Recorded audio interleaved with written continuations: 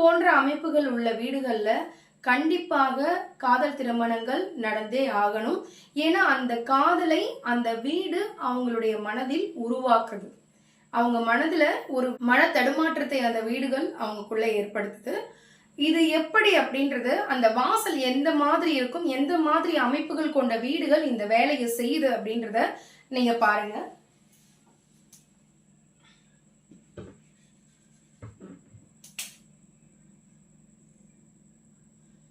இப்ப இது பாத்தீங்கன்னா, இது வடக்கு, இது கிழக்கு, இது தெற்கு, இது மேற்கு. இப்ப வட மேற்கை ஒட்டிய இந்த வாசல் பாத்தீங்கன்னா உங்களுக்கு தெரியும். இப்ப இந்த வட மேற்கை ஒட்டிய இந்த வாசல் என்னென்ன வில்லத்தனம்லாம் பண்ணும் தெரியுமா வாழ்க்கையில? அது மட்டும் இல்ல, இப்ப இந்த உச்சத்துல இங்க இருக்குங்க, இங்கதாங்க இருக்கு வாசல் அப்படின்னு சொல்லுவாங்க. அது இது இது இது இந்த பாதையிலேயே வந்துருச்சுன்னா பிரச்சனையே இல்லை. ஆனா அந்த ஒரு வாசல் ஒரு அடி தள்ளி இந்த இடத்துல வந்துருச்சு அப்படின்னா அதுவும் இந்த வாசலையே சேரும்.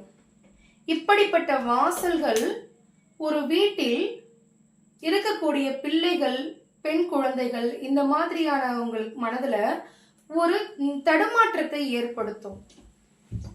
ஒரு காதலை, அவங்க ஒரு அன்பை தேடி ஒரு பயணத்தை அவங்களுக்குள்ள உருவாக்கும். ஏதோ ஒரு விஷயத்தை தேடி செல்லக்கூடிய ஒரு எண்ண தூண்டுதலை இந்த வாசல் செய்யும். இது இந்த வீட்டை விட்டு போயிட்டு திருமணம் செஞ்சுக்கிறவங்க, இந்த மாதிரியான திருமணங்கள் எல்லாமே இந்த மாதிரி ஒரு அமைப்புல வரும். இந்த வாசல் லவ் அப்படின்ற வாசல் மட்டும் கிடையாது, காதலுக்கான வாசல் மட்டும் கிடையாது, ஹார்ட் அட்டாக்குக்கான வாசலும் கூட. அது அடுத்த வீடியோல நம்ம பார்க்கலாம்.